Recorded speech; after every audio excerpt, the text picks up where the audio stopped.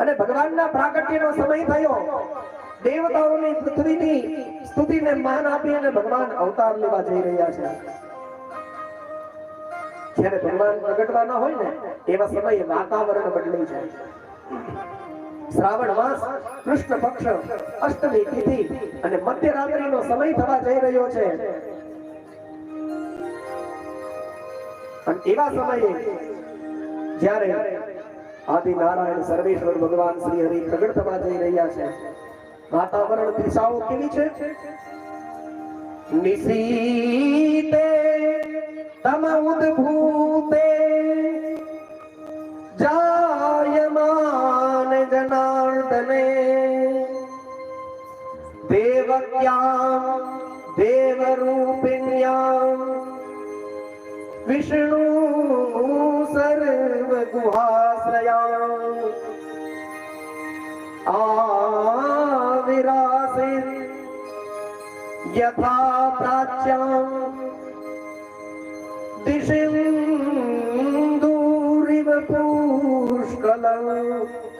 દિશિન્દુ ચંદ્રમા, પૂનમની રાત્રિએ ચંદ્રમા મોટો હોય અને શરદ પૂર્ણિમાએ તો સૌથી મોટો હોય. જેવી રીતે શરદ પૂર્ણિમાએ ચંદ્રમા 16 કળાએ ખીલ્યો હોય. અંધારી રાતની અંદર, નહીતર શ્રાવણ મહિનામાં વદ પક્ષની આઠમે વરસાદના હરુડા આવતા હોય એટલે કાળા ડિબાંગ વાદળા હોય, આકાશની અંદર કંઈ દેખાય નહીં. પણ ભગવાન આવવાના છે, આકાશ એકદમ સ્વચ્છ થઈ ગયું, ટમટમ ટમટમ કરતા તારા મંડળો, ઉદુગણો તારા ચમકી રહ્યા છે.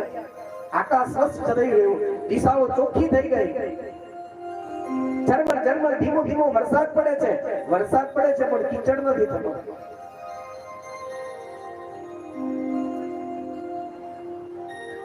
મંદ મંદ સુગંધિત પવન વહેવા લાગ્યો.